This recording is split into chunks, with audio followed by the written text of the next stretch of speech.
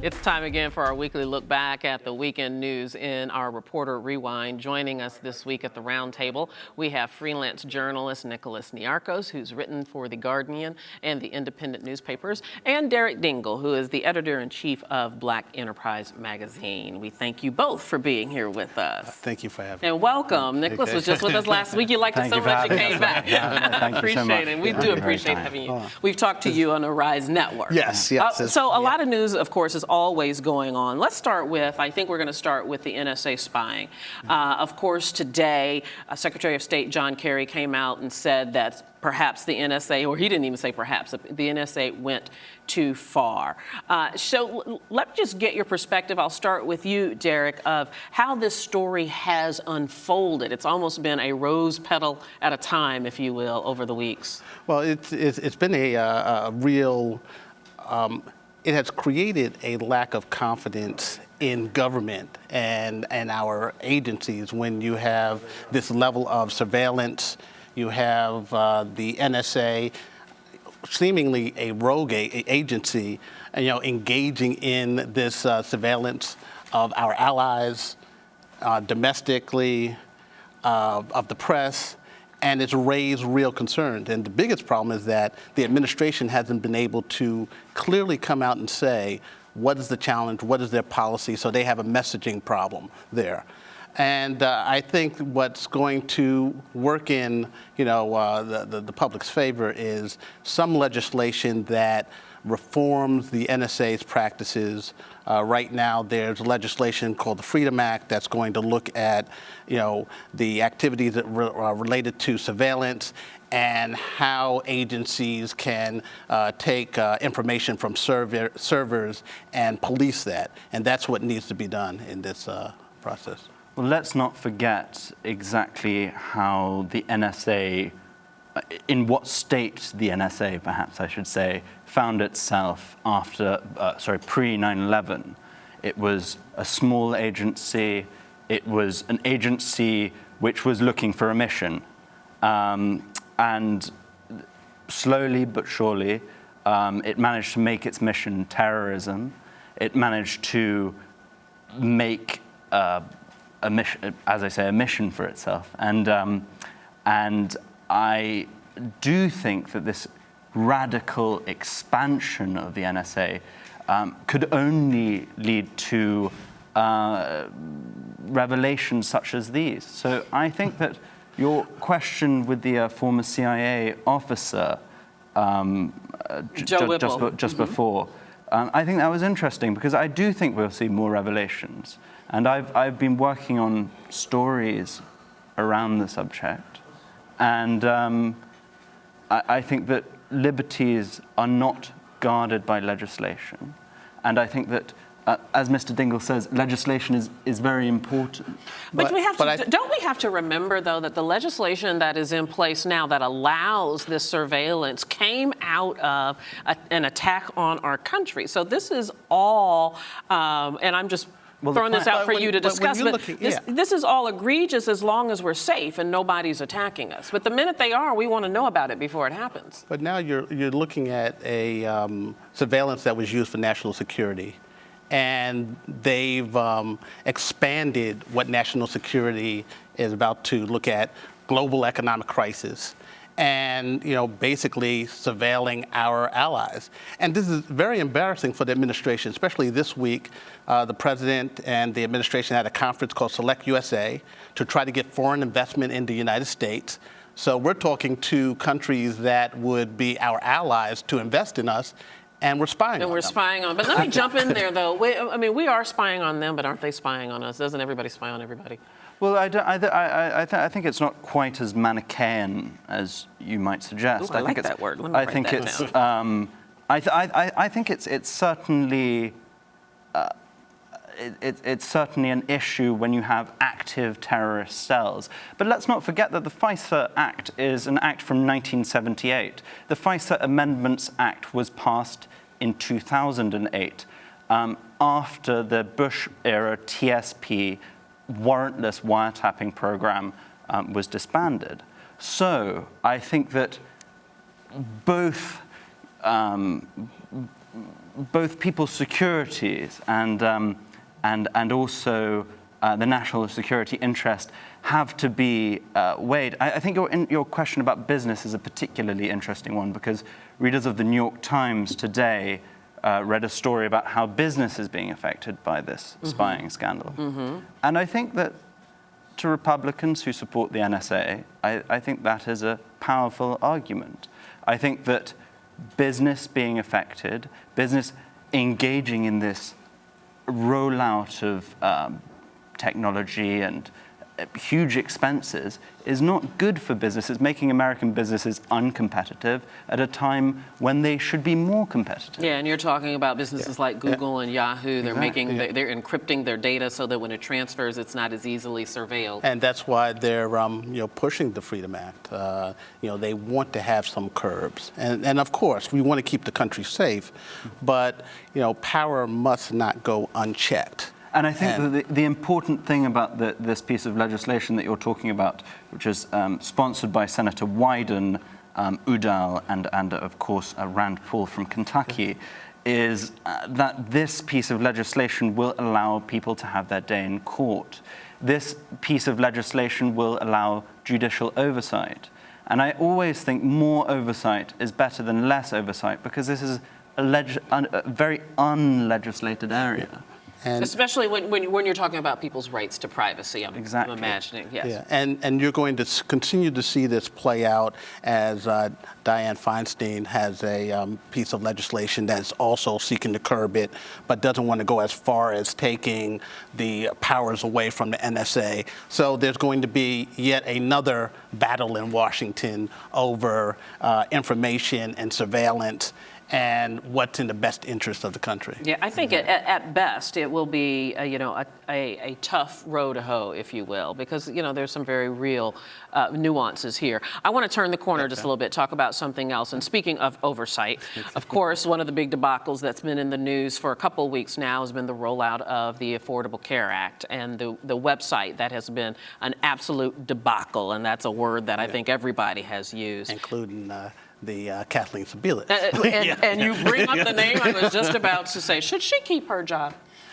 At this point in the short term, she needs to be there. She's been at the inception of the Affordable Care Act. She's been at the inception of creating the marketplace and the website. She has information that they need. Down the road, that may be another story, but right now, the administration needs to fix healthcare.gov, and she needs to be a part of that process.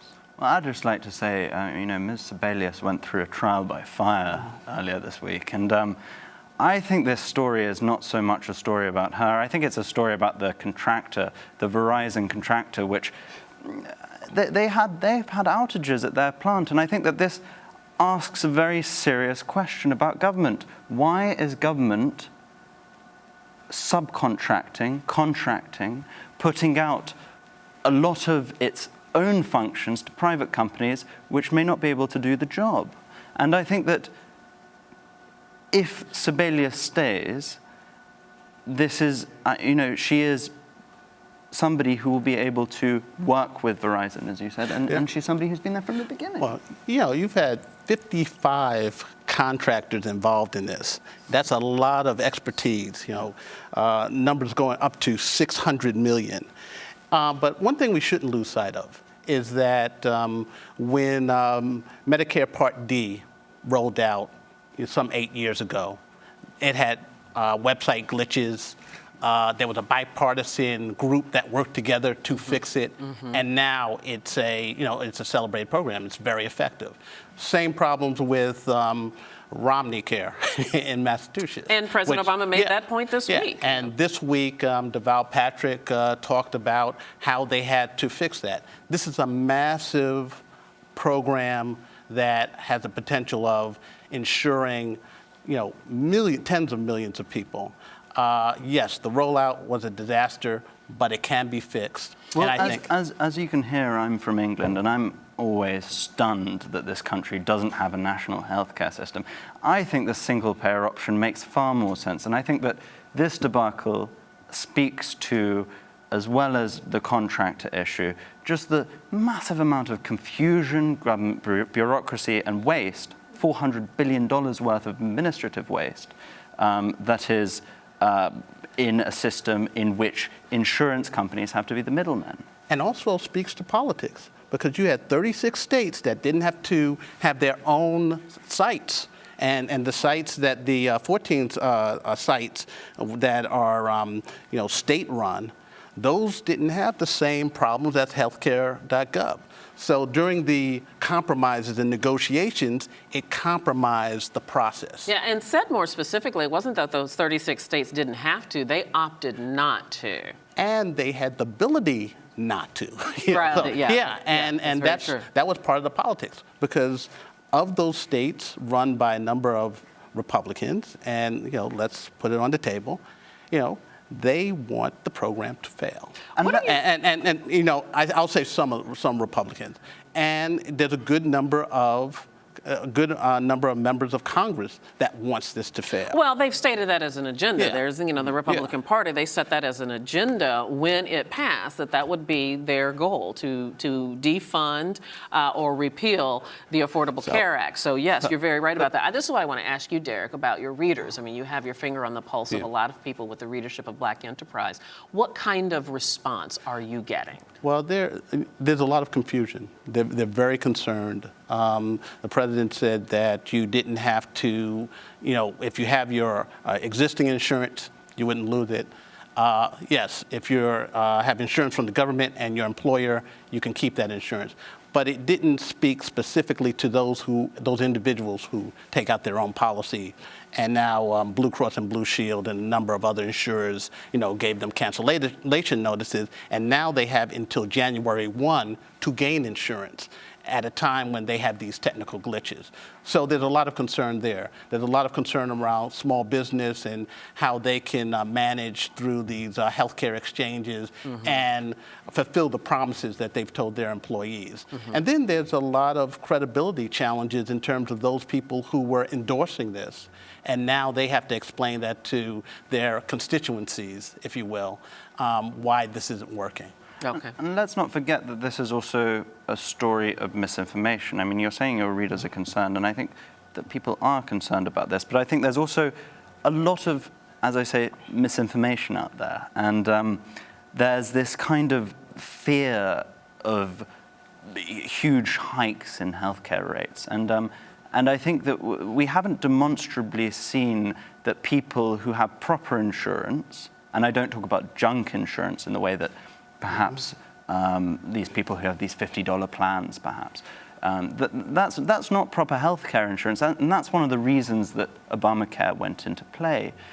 I don't think that people with that kind of insurance should be speaking in terms of my healthcare insurance is going to rock it up 10 times. Well, and that's a part of the spin, I think, that Derek is talking about, because the opposition party of our president, who has set it as their agenda to repeal or defund this, have spun it that way, that these people who thought they were going to keep their insurance, now they've lost it. But somewhere in the conversation, it's lost that their insurance was not adequate for them. Well, there's two key pieces to this. One, the fact that you've had this this challenge in terms of the rollout, it creates a challenge in terms of having younger people sign up. And part of the major part of this was to sign up what they call the young invincibles, so that healthcare costs can go down. And because of this challenge, and because of this challenge, that's creating a problem for the administration and for the piece of legislation. And then the second point I'd like to make, I think the media, us in the media, need to do a better job of analysis, sharing information on what's happening with this. State by state, there are different challenges, and we can't treat this as a one-size-fits-all. You absolutely can. And this conversation could go on, and it is going to go on and on. So let's put a pin right there, talk about one other thing, and that's been very big, particularly in the local news here, and that is this incident that we have that's called shopping while black.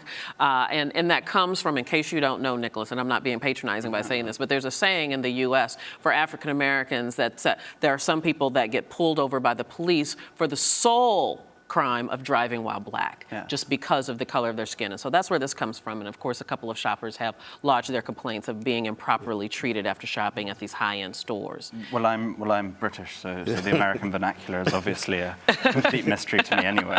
Oh, that's why I wanted to explain it to you. And this really comes down to profiling. And so, Derek, I guess I want to ask you the question that I've been asking all week is, where is the line between a business's legitimate right to protect their product, to protect against theft, and then this discriminatory practice of profiling? Well, if you have a policy that is across the board, treats all customers the same way, and you enact that policy, then it's fine. But when you single out a group of individuals that you treat as suspects in your store, and from a personal standpoint, I've had that treatment where people have followed me around the store and absolutely. So have I. Have you been profiled for any reason that you can think of? I should hope not, but. And I would say, 50 years after the March on Washington, for us to have this level of activity where people are seen as criminals, where people have, where we continue to have the stop and frisk policies, where we continue to have driving while black, I think this is, this is insane. I think that what African Americans should do, what people of color should do, and anybody who's been discriminated against, they should take action. One, they should write letters to the CEOs of these corporations, and CEOs of other corporations, put them on notice. Two, they should vote with their dollars. If a store mistreats you, don't go into that store. Three, they should use the courts as well as the legislature to their advantage.